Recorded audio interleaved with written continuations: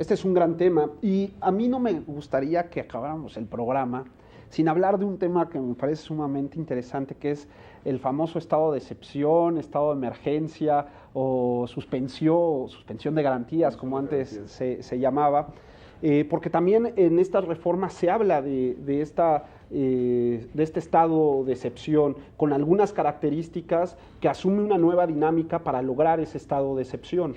Efectivamente, la reforma contempla ahora la actuación de la Comisión Nacional de los Derechos Humanos para, cuando en el momento en el que el Ejecutivo decida suspender las garantías de los derechos, en el que exista por algún estado de necesidad, estado de guerra, estado de emergencia, por un acontecimiento que amerite la suspensión de estos derechos, de la aplicación de los derechos contemplados en la Constitución, la Comisión Nacional de los Derechos Humanos tendrá un papel activo. Y esto responde también a la propia naturaleza del organismo. ¿Quién mejor que la comisión encargada de velar por la protección de los derechos humanos para determinar si dicha suspensión es viable o no lo es? Y también esta reforma responde en gran medida al texto que se maneja en la propia Convención Interamericana de los Derechos Humanos, en el cual se dice que ciertos derechos, no importa la situación en la que se encuentre políticamente hablando, estado de guerra, estado de excepción, hay ciertos derechos que gozan de una protección permanente. Por ejemplo, derecho a la vida, todo el mundo tiene derecho a que su vida se le sea respetada, que no sea privada ella de manera arbitraria, entre ellas contemplamos, por ejemplo, la prohibición de la pena de muerte, los derechos de las garantías procesales mínimas que todo individuo tiene que gozar, nadie podrá ser detenido, ni podrá ser juzgado sin que tenga un mandato de la autoridad y por supuesto sin que cuente con protección, el derecho al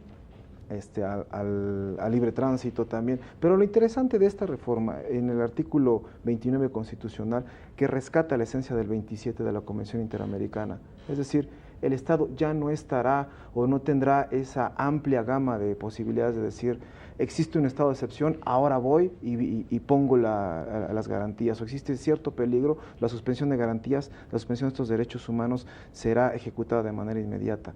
No se podrá realizar sin que exista esa protección o esa garantía de que los derechos contenidos en la Constitución no sean salvaguardados. Por eso la Comisión Nacional de los Derechos Humanos tiene un papel fundamental en esto, hacer que el Estado motive y señale el por qué ese estado de excepción y que además en ese estado de excepción se sigan respetando siempre de manera cabal los derechos fundamentales contemplados en la Constitución. A veces en la mente de los gobernantes pudiera estar presente la tentación, ¿no? Por razón de Estado, olvidándonos del Estado constitucional de derecho. Afortunadamente este artículo es una de las virtudes de la reforma. Este artículo pone ciertos límites a la posible tentación de que el Estado, el gobernante o el poder en turno quiera abusar de esta materia. Algunos detractores de esta reforma inmediatamente señalan el tema de la soberanía. Es que el estar en el arbitrio de tribunales internacionales vulnera directamente la soberanía. ¿Podemos seguir hablando de una soberanía clásica, cerrada, en la cual no se puede tener opinión de ningún agente externo y solamente delimitada por este autogobierno? Es una pregunta completamente pertinente. Efectivamente hay una tendencia todavía teórica muy extendida, doctrinal, incluso en ámbitos judiciales, ¿no? Se entiende que la soberanía es un principio, una atributo y característica del Estado que por ninguna razón se puede limitar o se puede matizar. En el ámbito de los derechos humanos, el concepto de soberanía debe entenderse de manera distinta. No se trata de que la capacidad de los estados para autogobernarse pueda quedar en entredicho. Lo que se busca es que un objeto peculiar que son los derechos humanos no pueda jamás ser vulnerado en aras o pretextando soberanía, ¿no? O actos soberanos.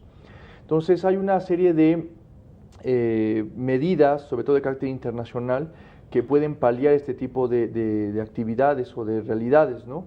Es precisamente la materia del derecho internacional humanitario, ¿no? Cuando la vulneración de derechos es tan grave pueda, es decir, son casos excepcionales, pero hay posibilidades de que los estados o los territorios puedan ser intervenidos para que se frenen los actos con los que se vulneran derechos humanos. Son cuestiones muy delicadas, en el ámbito internacional son excepcionales, pero el mensaje es muy claro. O sea, el concepto soberanía debe reinterpretarse, el concepto de soberanía debe recalibrarse y redimensionarse a partir de realidades como las de los derechos humanos.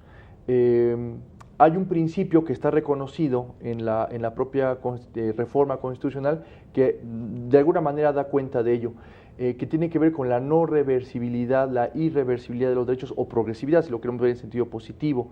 Una vez que el Estado mexicano ha aceptado el contenido de un tratado que tiene que ver con derechos humanos, no puede dar marcha atrás a su decisión. Es decir, no puede decir, me equivoqué, perdón, estos derechos van para atrás. Van para atrás, no es posible. Claro. O sea, hay un principio ya consagrado en la propia reforma o a partir de la reforma en la que el Estado mexicano está obligado a mantener el respeto reconocido a ciertos derechos, independientemente de que su voluntad se manifieste de manera contraria en otro tratado internacional o en otra oportunidad.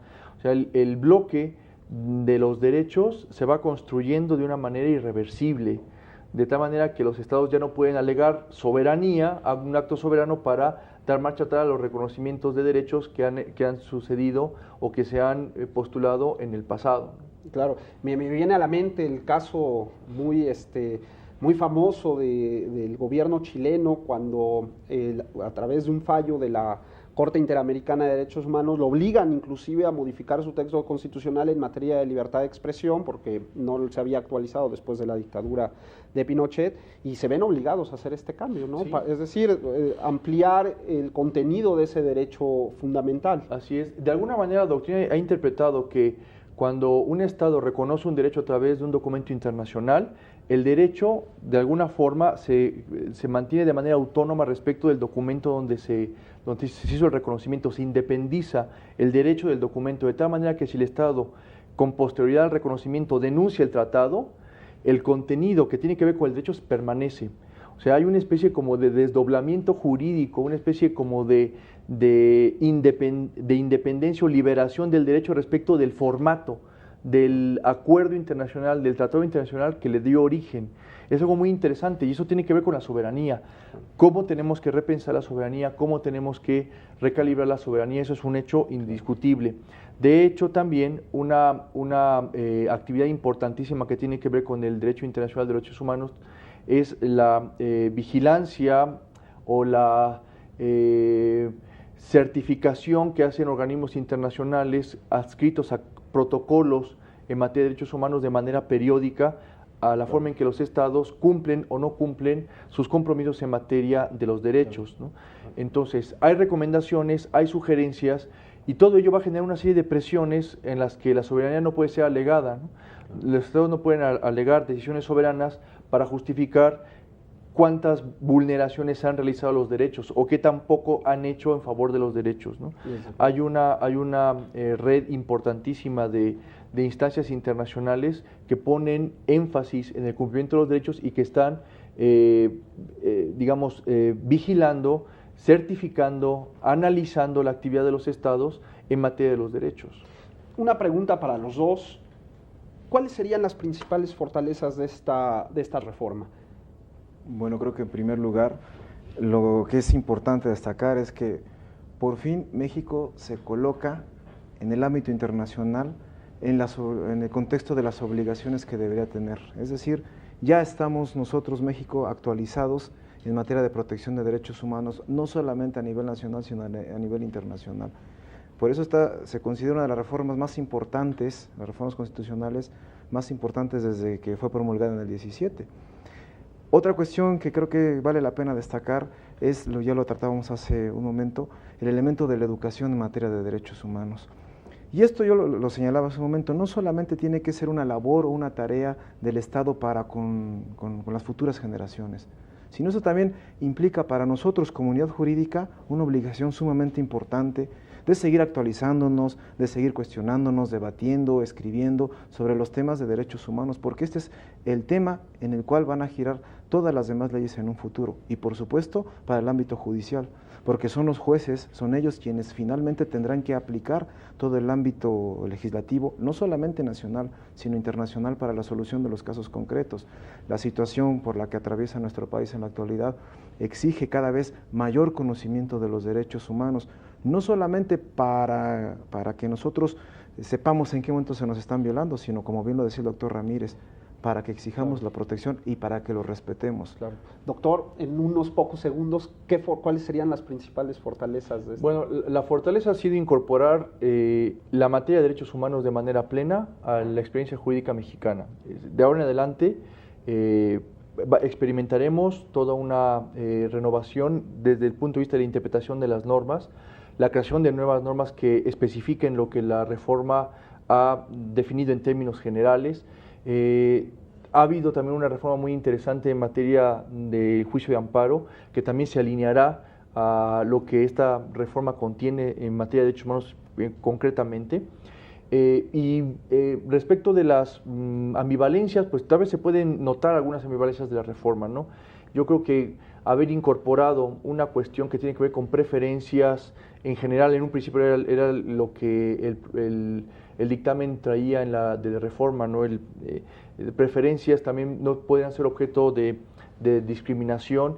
Todavía tenemos que pensar muy bien qué significa eso de tener preferencias o ahora preferencias sexuales. Sigue siendo un tema muy polémico que tendremos que ir, digamos, aclarándonos como sociedad qué significa todo ello, ¿no? Eso lo podríamos dejar para otro programa. Muy bien. El tiempo se nos acaba. Les agradezco muchísimo la presencia a los dos y a ustedes que nos han acompañado en la emisión de este programa. También muchas gracias. Nos vemos en la siguiente emisión del programa Ante la Ley.